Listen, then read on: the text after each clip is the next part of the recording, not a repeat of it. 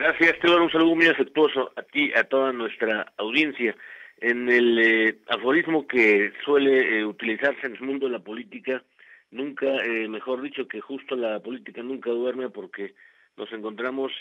en México, para muchos seguimos con la expectativa, quizá la esperanza también, pero más ubicada en el territorio de la realidad, por lo que toca a que estamos generando una evolución en nuestro país, a pesar de lo que ha hecho, por lo que hace a este sexenio el oficialismo, porque seguimos plantados, a pesar de todo, en la estrategia que plantea la democracia representativa, que me parece que yo creo que a pesar del oficialismo sigue siendo hoy la tendencia en muchos países y en el nuestro, a pesar del poco aprecio que ha ido, digamos, en declive, como lo hemos analizado en estos días, nuestra forma de democracia. El significado, me parece, que de la representación se ha hecho en estos meses, estas semanas, es el actuar en el mejor interés del público, y creo que en el reto de también de garantizar que los gobiernos funcionen, es que se generan con base en los intereses de la sociedad una serie de proyectos que están basados justamente en muchos sectores y no únicamente en los propios intereses de un grupo de presión, de un organismo gubernamental, de un grupo de interés, y por eso se realizan constantes reformas al Estado. La más reciente que tuvo México, si la recordamos bien, fue durante ese ciclo que cerró el legendario Porfirio Muñoz Ledo hacia el año 2000, cuando terminó precisamente esa generación de reformas electorales que básicamente incluyó todos los años, el año, pues toda la década de los 90, en donde en el apartado político y muy concretamente en el electoral tuvo su asiento principal. Y creo que si lo bajamos a las instituciones, el problema se vuelve más fácil de resolverlo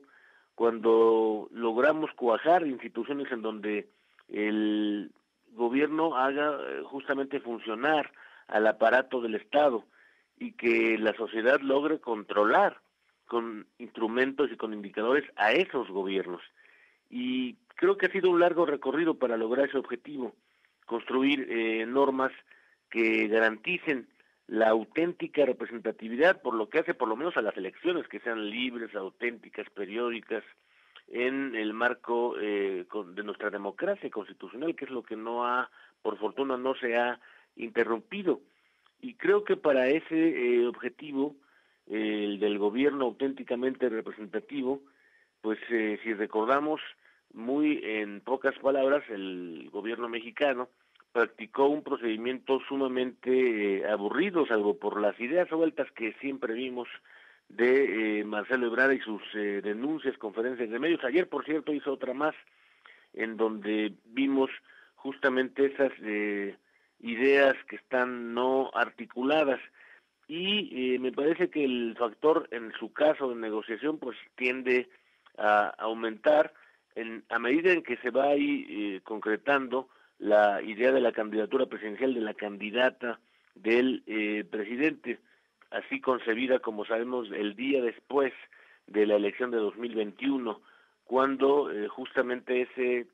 acuñar ese aforismo de "es Claudia" lo puso justamente el presidente, precisamente porque la elección del 21 ellos la perdieron con un margen importante si consideramos la sumatoria de las oposiciones en nuestro país.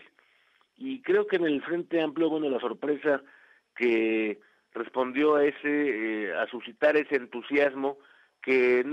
en mi opinión no me parece que haya sido, sí fue sorpresivo, pero no fue, digamos, un factor que no lo necesariamente no se pudiese construir a partir de Beatriz Paredes, porque se trata de una pieza muy profesional en el mundo de la política, quizá la más completa de esas piezas en lo que tenemos en el andamiaje mexicano.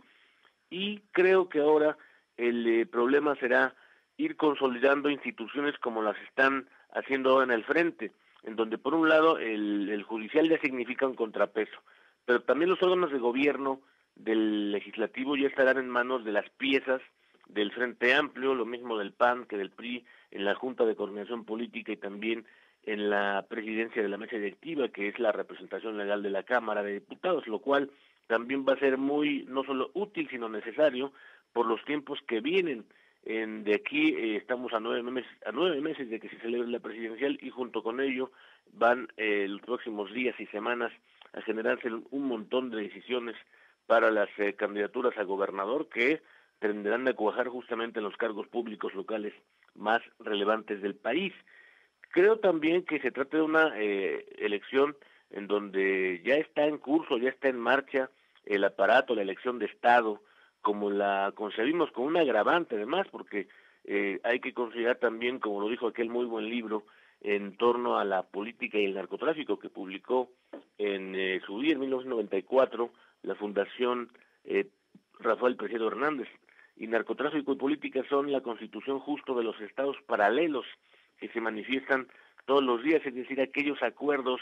que ya existen entre el Estado y esas asociaciones del paraestado, en donde se expresan con enorme expansión en un país que no está formalmente en guerra, cifras muy alarmantes de todas las formas y todos sus derivados de la violencia en nuestro país, en donde no hay una propuesta concreta de partidos y candidatos, si bien aún no ha comenzado formalmente el proceso, pero que no hay duda que esos son algunos de los temas más relevantes que están en la agenda pública por venir. ¿Qué hacer con la violencia, la impunidad, con la desigualdad? Por ejemplo, simplemente para citar los de la coyuntura crítica. Y también creo que el otro problema en el que se enfrenta no solamente el Frente Amplio por México, sino toda la sociedad mexicana, tiene que ver con que desde la jefatura del Estado se ejerce a plenitud todas esas funciones que llamó muy bien el profesor Carpizo en su libro, el clásico, El presidencialismo mexicano, la jefatura electoral. Si le pusiéramos a cada uno de los apartados y también numerales de las funciones que ejerce el presidente a plenitud, quiero decir, más allá de la Constitución, precisamente se encuentran en esa jefatura electoral que le ha dado justamente para ir sobrellevando todo un sexenio sin capacidad de gobernar y únicamente tener en cuenta a las elecciones como el instrumento que le ha permitido no únicamente sobrevivir, sino manifestarse como el operador electoral que ha sido antes y ahora, y creo que lo está haciendo ahora, lo está cuajando en su más caro anhelo de continuidad de su proyecto político, por lo menos así lo concibe. Y creo que también han sido una serie de decisiones muy concretas las del día de ayer, en donde justo el Frente Amplio se ha manifestado para dar cauce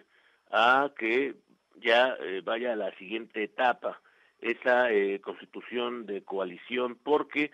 en realidad si nosotros observamos nuestro pasado reciente, el que se quiera ver, el de 2002, el de 2008 sobre todo, cuando vemos que ninguna consulta, ninguna elección primaria, como uno lo quiera llamar, a las votaciones internas de los partidos, cuando ha tenido que intervenir incluso para su organización el INE, el IFE, en su momento, recordamos por ejemplo la del PRD, que terminó muy mal y que nunca se supo el nombre ni el ganador ni el perdedor, con lo cual estamos en un entorno político en donde lo más relevante, me parece, será que cuidemos la constitución de ese partido de partidos regionales que demostró ser siempre nuestro régimen político, y sobre todo lo que en México pueda constituirse una expectativa ciudadana por fuera de los partidos, pero no por fuera de la política, y creo que allí está la balanza más importante de los años que se pueden construir por unir para recuperar todo lo perdido que significan todos los rubros presupuestales, los fideicomisos. Yo creo que allí está, en ese muy buen libro, la respuesta a todo, como dijo el profesor Dror de la Universidad de Jerusalén, volver a ejercer la capacidad de gobernar.